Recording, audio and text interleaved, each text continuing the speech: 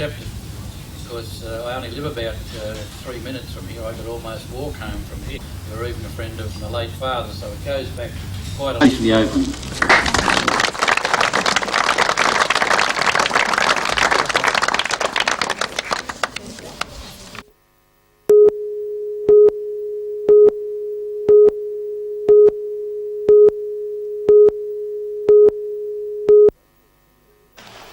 The HSC officially began yesterday with the music paper, but for the majority of students, today's first English exam signalled D-Day. Their assessment of the paper, tough but fair. Oh, it was alright. A bit hard, some of it. The last part was hard. Yeah. Pretty much what you're expecting though? Yeah. It wasn't anything we didn't expect. It wasn't too bad. I thought it was awful. Why is that? Because I couldn't do it. Irrespective of performance, the students all agreed it was better to be in the throes of the exams, ending months of anticipation. I want to get them over with as soon as possible. I've got 4 exams this week, so it's good in a way to get it all out of the way. I just can't wait till they're finished. The HSC will continue for the next 3 weeks, resuming tomorrow with the second English paper, then the maths exam on Thursday.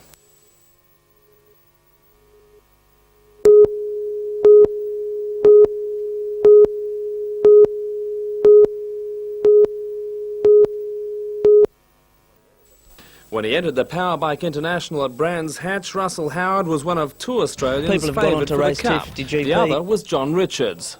John actually qualified fastest for the race, and I qualified 9th. There was only 0.4 of a second between 1st and 11th qualifying, so it was a very close race. Right, but Russell took the lead in the 3rd lap of the 14-lap event and suddenly became the only Australian contender. The 3rd corner, John unfortunately happened to fall off, which put me into 2nd. And by the time we got to the start-finish line, I was in front. And from then on, it just turned into a second first, being overtaken and then passing back again. From then on, right nearly to the end of the race. With 1 lap to go, he nearly came to grief. A bit of a mistake going into a corner called Druids, and the English chap, Francis Williamson, went underneath me. And I think he might have got a bit excited himself and accelerated hard out of the corner, which lost traction in the rear end and gave me a chance to pass him, which I did. And held on to the lead to the checkered flag.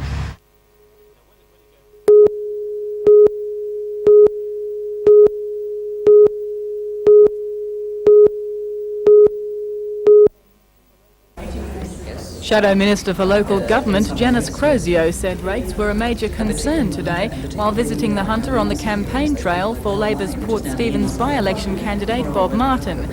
From the beginning of next year, the Minister says councils will be able to use their latest property valuations to determine rates.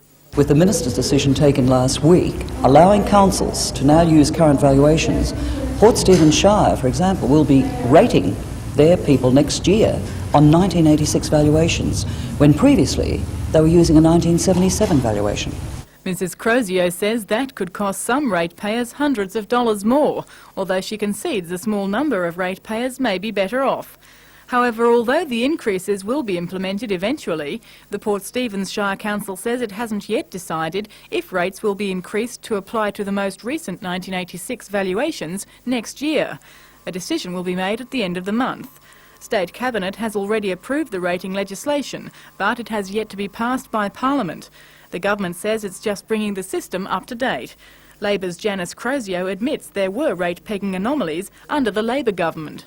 I admitted that there were anomalies. I had a special committee set up to examine those anomalies and to bring in long-term solutions to it. I think the Minister has taken that report that was available to him and decided I'm not going to wait long-term, we'll do it overnight. By taking these decisions overnight, you are saying to those people who can least able to afford it, pay up now and shut up.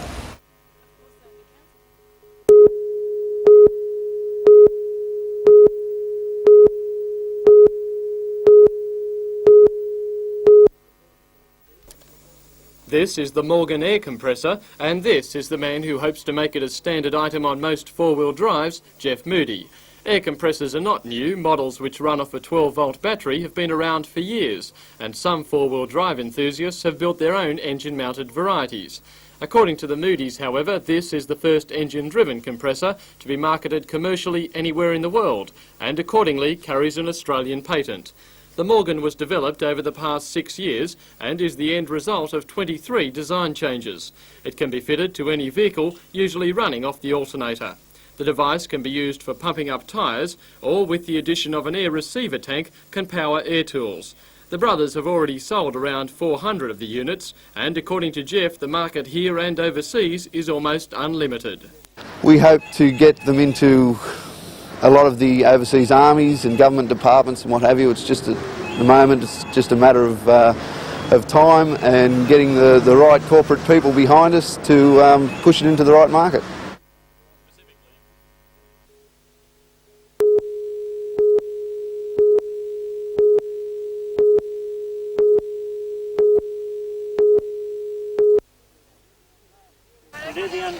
Children from 3 schools in the area, Greta Public, St Mary's Infants and Greta Preschool, took part in the project.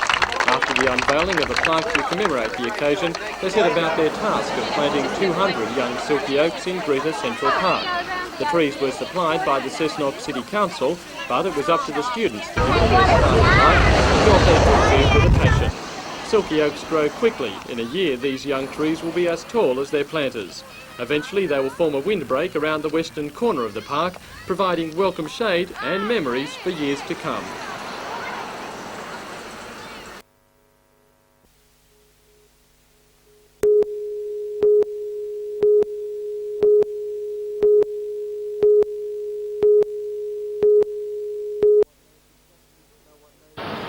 No one knows exactly when the first Singleton cheese was made. It's believed to have been around 1910. Almost 8 decades later, the very last Singleton cheeses were being formed. The Singleton factory is closing down as part of a rationalisation plan by its owner, the Hunter Valley Dairy Co-op. The milk collected in the area is now taken directly to Hexham, and for months all the factory has done is produce the cheese. Although it is always in strong demand, Singleton cheese is costly to make and, according to the company, is no longer a viable proposition. The manpower-intensive process has changed little over the years. The vats are now metal instead of wood, but according to head cheesemaker Brian Garland, the recipe for success is the same. Each stage of your manufacture, it's controlled by your cheesemaker, not by a machine, where a machine will only do what you feed into it. Making cheese the Singleton way is a time-consuming process, a fact which set it apart from its modern-day counterparts. In all, it takes around 2 days, as Brian Garland explains. Well, we start out with ordinary pasteurised milk, and we add a lactic acid starter to it, which produces acid, and during the acid build-up, the cheese goes through different processes. The first is your ripening, or the souring of your milk, which takes approximately about 40 minutes. From there it goes into a setting stage where you set it just like junket, and you cut 2 big curd knives which you cut it into cubes. From there it goes into the curd and whey stage where it is cooked. The next process then is in your cheddaring stage where all your whey is run off your vats and you only leave the solid mass part of your milk, which then mats together. It's cut into blocks, it masses together. When the curd is ready to mill, you pull a piece of cheese off the side of one of your blocks. It's just like pulling a piece of chicken off the breast of a chicken. You get a lot of small fibres there, and by experience you can tell when the cheese is actually ready to be milled up into the last stage. And you do the milling? You mill it, yeah, which is cut up like potato chips. You cut it up like that so you can put a salt on it, which will expel a bit more moisture, and depending on how much salt you put on it, to what moisture you want in the finished product. And after that? It is weighed out into hoops, which goes into 19 kg moulds. It goes under pressure for 18 hours. When the boxes are opened, all that is left is Singleton cheese. 19-kilo cheeses then move downstairs, where they are cut into 1 kilo or 500-gram blocks. The blocks are sealed in plastic wrappers, packed and stored in a cool room. 6 weeks for mild cheese and 6 to 8 months for matured. One of those most saddened by the closure is Bevan Spinks. He started work here 40 years ago as a floorboy and finishes as the branch manager. He says it is a sad day for cheese lovers everywhere. Well, someone might make some that's half as good. Is there anything as good? No, not in my opinion. Making Singleton cheese is not unlike making wine. The final result depends largely on the skill of the cheesemaker, the ingredients used and the length of maturing. There is, however, one important difference. Wine, of course, you can put away for years. Cheese won't last nearly as long. In 6 months, this storeroom will be empty and the last Singleton cheese will have disappeared from the shop shelves. That, however, will not necessarily be the end of the story. The company wants to make the cheese at one of its other factories, but says it will only be given the Singleton label if it is of the same high standard.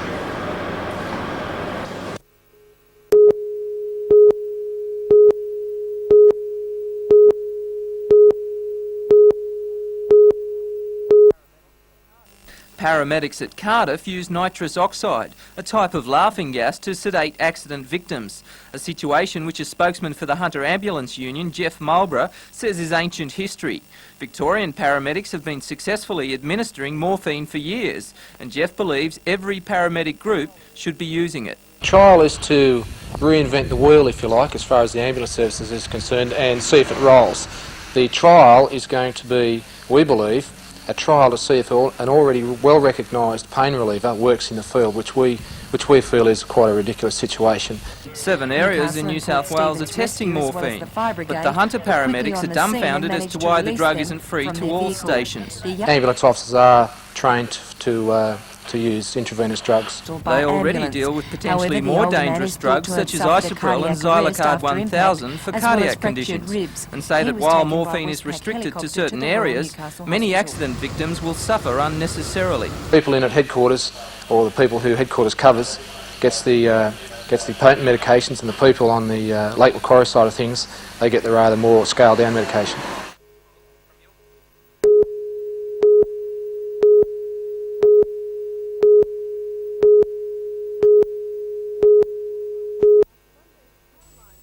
Monday's power line mishap was a bitter pill to swallow for the William IV project managers. A matter of weeks ago, it was placed in the hands of Newcastle receivers Arthur Young International after facing a huge debt, and it wasn't the first time the ship had fallen foul of overhead lines. Senator Vision recounts an earlier incident on the river at Morphine. On Monday, the ship had 50 infant school children aboard, who were forced to spend a frightening 15 minutes under deck after tides and wind swept her against the Fitzgerald Bridge. All passengers escaped unscathed, but not so the people of the Seaham and Clarencetown districts. The damage to the lines blacked them out for more than an hour and a half, a detail noted at today's meeting of the Shortland County Council, who decided to put economics before sentiment and let the ship's managers pick up the $2,500 bill.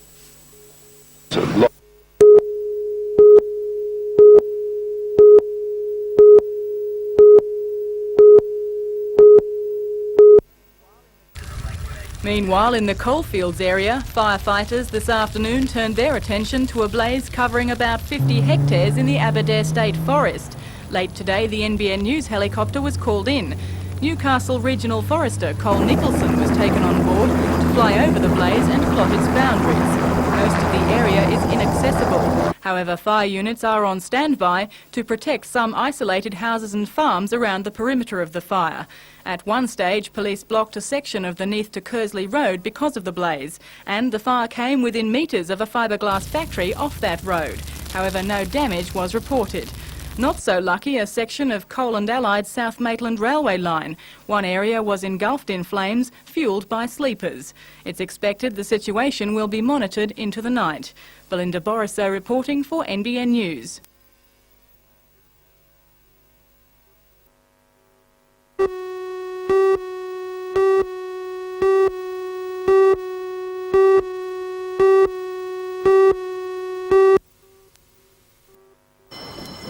Goninan has delivered to the SRA just 16 of 48 new carriages it had originally promised this year.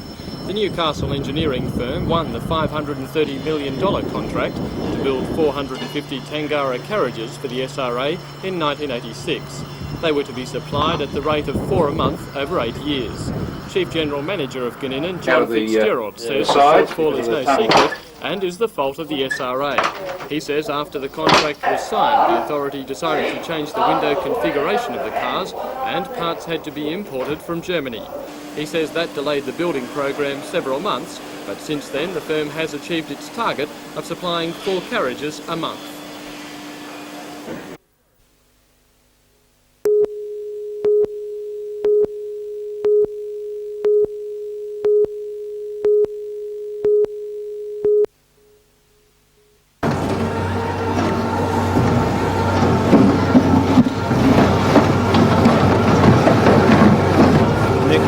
Jaws, the tyre shredder can gobble 250 tyres an hour, turning them into manageable hunks of rubber. It's already being used in Melbourne and Brisbane, where the problem of tyre disposal is massive.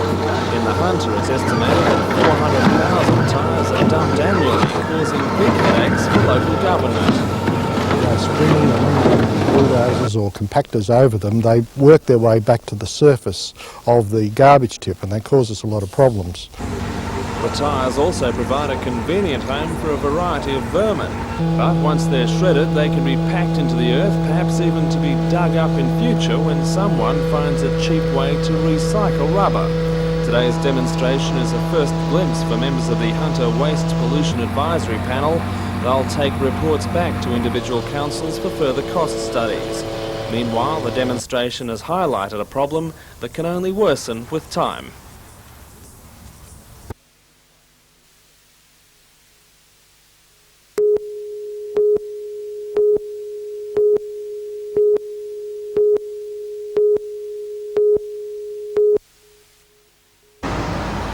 They called it Operation Backchat, and it certainly lived up to its name when scores of frustrated truck drivers were told their rigs were in line for a defect notice. Change it. I was going to change it on the weekend anyway. Operation Backchat first came to the Central Coast in March, bringing together the Police Highway Patrol, the Departments of Main Roads, Motor Transport and Transport Communications. Since then, it's gone statewide, and it's all thanks to this man, Senior Constable Greg Marsh. Yeah, well, Operation Backchat was put together by myself in March as a result of some serious accidents that were happening statewide in February and March all over New South Wales. Serious, fatal, some of them. The accidents are caused by a number of things, either a mixture of drive fatigue, speeding, or mechanical failure on the trucks themselves. Since Sunday afternoon, the Backchat crew has operated in 5 different locations on the Central Coast,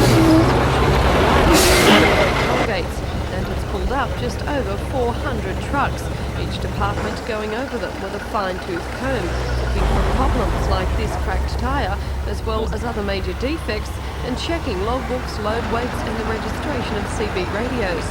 Few rigs have escaped a defect notice, though Senior Constable Marsh admitted the track record this time was better than the March campaign, where 161 of the 180 trucks stopped were given defect notices, 60 of those ordered off the road.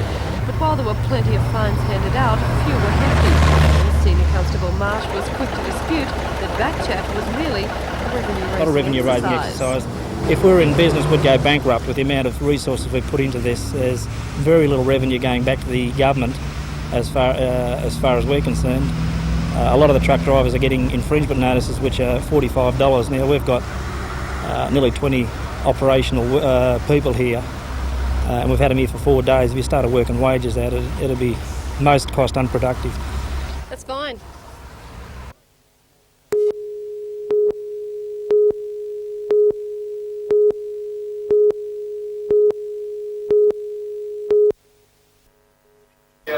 The head of the state's public service chose an invitation to lunch from the Royal Australian Institute of Public Administration to outline his future plans. Mr Humphrey began by stressing the absolute economic necessity of structural change to the public service, but the visit was not all one way. He also collected feedback on reactions to take back to the government. Mr Humphrey is a career public service administrator, having been formerly Victorian Auditor-General and prior to that in Canberra for 20 years. So he's well versed in the ways of the public service and the ways it needs to change. Governments generally have been becoming aware of the need for efficiency in the public sector, which after all represents over 40%, if you take the federal, state and local governments together, 40% of our gross domestic product.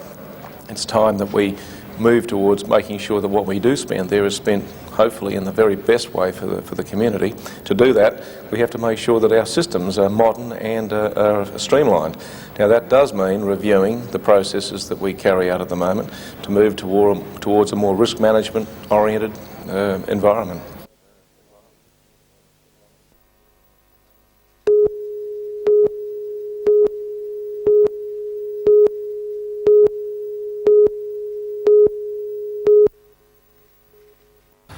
After questioning, they were charged with murder and armed robbery at a Turnbull Street house at the junction around midnight on Wednesday.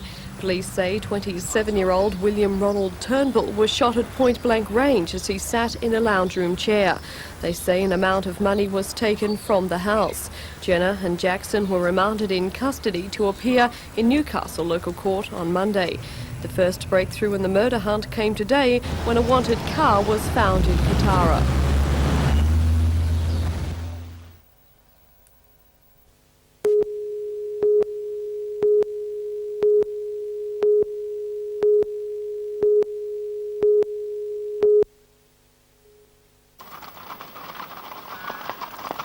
The Governor arrived in appropriate fashion, his carriage the same vintage as Dalwood. The sandstone homestead was a mansion in Australian terms when it was built by convicts for George Wyndham in the 1830s. Soon after he arrived in the area, Wyndham planted grapevines. Wyndham Estate is now highly successful and the oldest continuously worked vineyard in the country. However, life wasn't always as green for the Wyndhams. Dalwood fell into disrepair and was eventually abandoned, that is, until the National Trust stepped in 1984. Today's ceremony marked the completion of stage one of a project to restore the house to its former glory. $300,000 has been spent, most of it on foundation work. The National Trust estimates it will cost another $750,000 to finish, but says it is worth the expense. This is one of the most important houses in New South Wales, not just socially because of the connection with the Wyndham family, but architecturally through its design being the only remaining early example of Greek revival architecture in the country. There was one earlier likely to outlast even the restored homestead is this young oak, sent out especially for planting in the garden by the Wyndhams of England. The day had special significance for Governor Rowland. He himself is a Wyndham descendant. When I was young, it was already a ruin.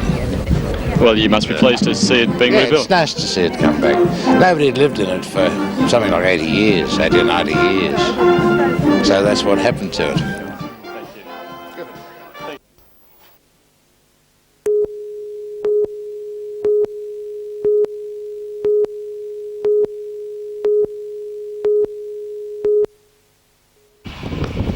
The 24-year-olds are no strangers to representative games. Stuart Clayton from Charlestown and Stephen Burley of Thornton are profoundly deaf, but it's a disability that rarely holds them back.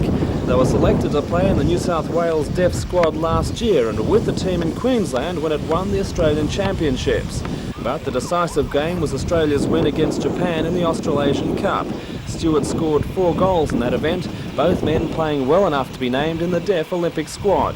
They'll go to New Zealand in early January, but before that the team will spend a week in training at the Australian Institute of Sport.